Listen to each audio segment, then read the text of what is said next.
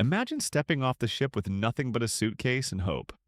Snow crunches underfoot, the wind bites, and your stomach grumbles. These early immigrants faced freezing winters and empty pockets, yet somehow they turned simple ingredients into meals that kept their families alive. From hearty stews to humble breads, every dish tells a story of survival, resilience, and adaptation. Today, we're uncovering 25 of these remarkable recipes, the foods that carried immigrants through their first American winters. Number 1. Juk rice porridge. A simple, comforting rice porridge, stretched thin with water and often flavored minimally with ginger, salted duck egg, or slivers of preserved vegetables. The dish relied on cheap, accessible broken rice, boiled down until the starches burst into a creamy, nourishing gruel. When pork or chicken was too expensive or hard to source outside the community, vendors used peanuts, dried scallops, or scraps of lean offcuts. Vendors ladled it from large, steaming metal pots balanced precariously on push carts before sunrise, adding scallions or a drop of soy sauce for a few extra cents. It was the quintessential breakfast of laborers: warmth, memory, and sustenance in a bowl, the enduring taste of Guangdong on a foggy San Francisco morning. The subtle savoriness provided a crucial energy boost for those facing a long day of strenuous labor. Number 2. Sauerkraut. For countless German-American families, a savory, tangy heap of cooked sauerkraut sits right alongside the turkey and mashed potatoes. This dish of fermented, finely shredded cabbage was brought over by German immigrants beginning in the 17th century and truly popularized in the 19th. It was a perfect shelf-stable winter vegetable, adapted in America by often being slow-cooked with apples, onions, and even bacon or beer to soften its intense sourness. It became a must-have for Thanksgiving, particularly in cities like Baltimore, to help cut through the heavy richness of the rest of the meal. With the sharp, clean scent of the steaming kraut, a comforting childhood memory for many. A surprising fact is that the dish's name comes from the German, but a similar dish was popularized in China over 2,000 years ago. Number 3. Egg tarts, dan ta. A Cantonese-style custard tart featuring a creamy, slightly sweet egg filling baked inside a flaky, buttery crust. The ingredients were a fascinating blend of cultures. The pastry often used lard for flakiness, a traditional Chinese fat, while the creamy custard relied on easily sourced American sugar, milk, and eggs. These were baked in small, shared communal ovens or bakeries, then sold cooling on racks outside storefronts, their golden tops glistening. The egg tart provided a momentary indulgence and a sweet echo of home, appealing to both Chinese and curious American passers-by. The smooth, wobbly filling contrasted beautifully with the crispy, shattered pastry shell. Number 4. Pierogi. These half-moon dumplings, stuffed with potato and cheese, sauerkraut, or mushrooms, are the Polish contribution that finds a welcoming spot on many Thanksgiving buffets. Immigrants from Poland and other Eastern European nations made these economical filling dumplings a holiday labor of love, a warm, pillowy symbol of their heritage. In America, the fillings adapted slightly to local produce, often featuring sharper American cheddar alongside the traditional farmer's cheese. Served boiled and then pan-fried with butter and caramelized onions, the pierogi offers a velvety, savory bite that feels like a grandmother's embrace. A surprising detail is that in Poland, various fillings are traditionally reserved for specific holidays, not all served together. The meticulous folding and sealing of the dough is a generations-old ritual that demands family participation. For many, the slightly browned, crispy edges are the most sought-after part of this delicious parcel. Number 5. Steamed fish cakes. Tender patties made from ground white fish, seasoned with salt, pepper, and sometimes a bit of cornstarch to bind them. In a time when whole, fresh seafood could be expensive or difficult for some to access daily, these cakes used scraps and less popular cuts of fish ground fine into a paste.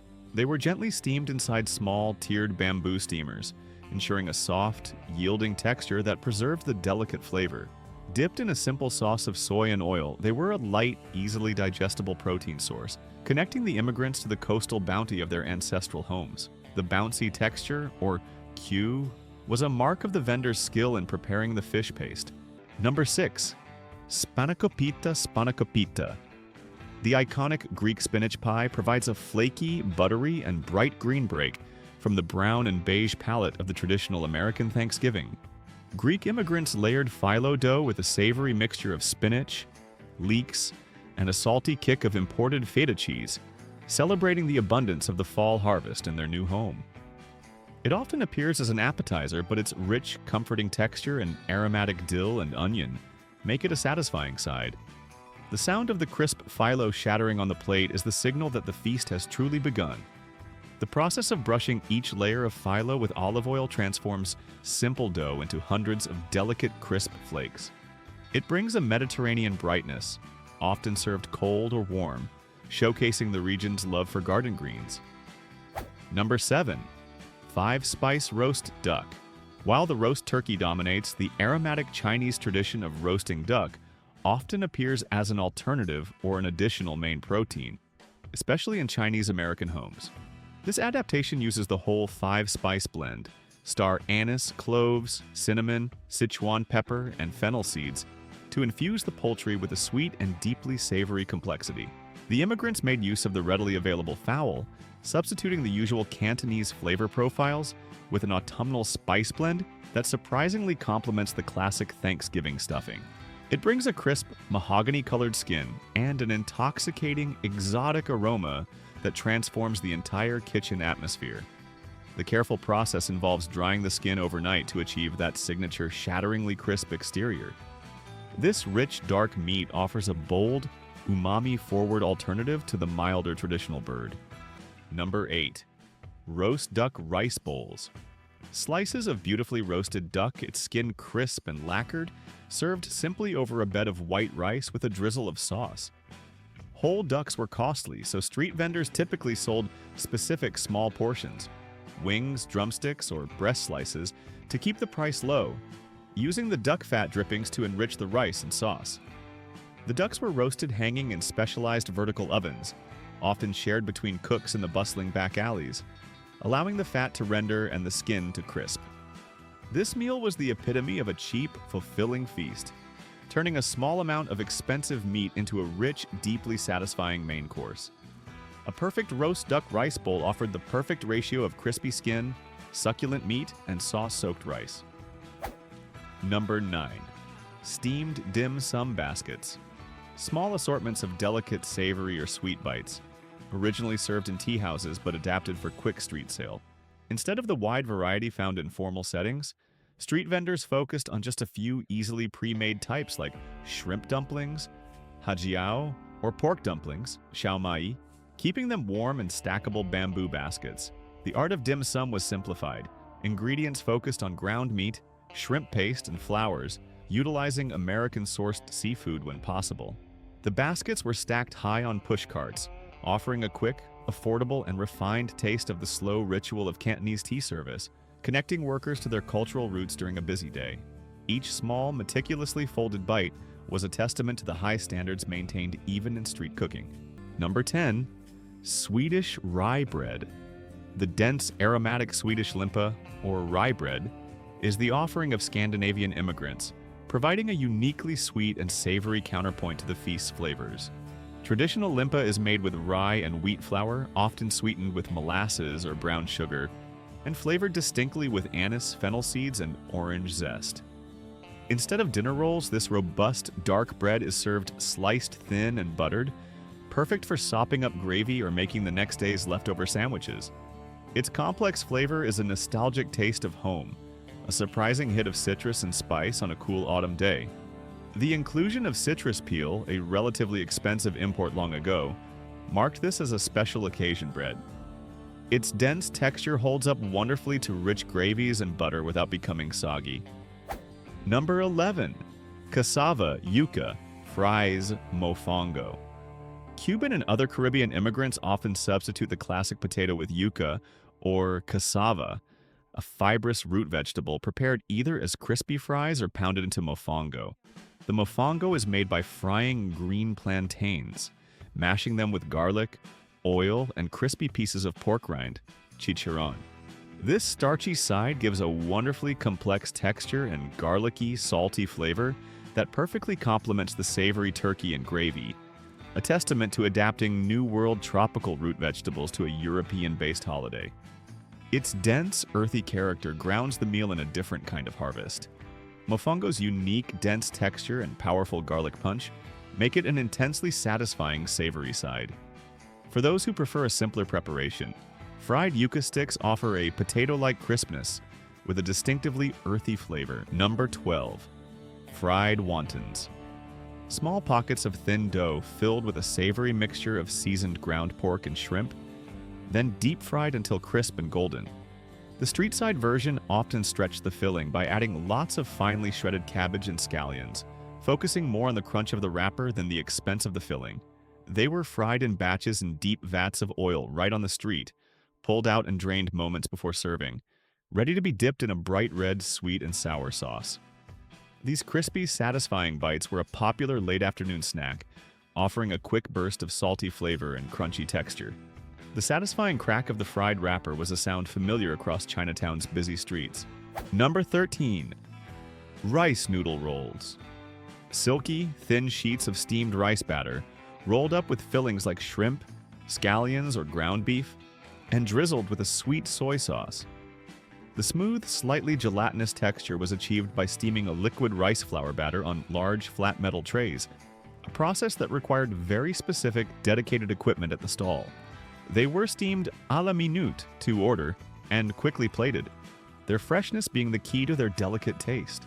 Eaten quickly with chopsticks, these soft, elegant rolls provided a taste of refined Cantonese cooking, made accessible to the masses. The delicate, slippery noodles melted in the mouth, carrying the sharp, sweet flavor of the seasoned soy. Number 14. Potato latkes. Crispy, golden brown latkes are traditionally a Hanukkah staple for Eastern European Jewish families, but many have smartly incorporated them into the Thanksgiving meal. These shallow-fried pancakes of grated potato, onion, and matzo meal, or flour, offer an unmatched, crispy texture missing from the typical mashed or roasted potato. They represent a blending of the American and Jewish holiday calendars, a symbol of embracing both cultures. They are best served hot, straight from the frying pan, adding the cozy, savory scent of frying oil to the holiday air. A dollop of sour cream, or applesauce on top, provides the necessary creamy or tart contrast to the crispness.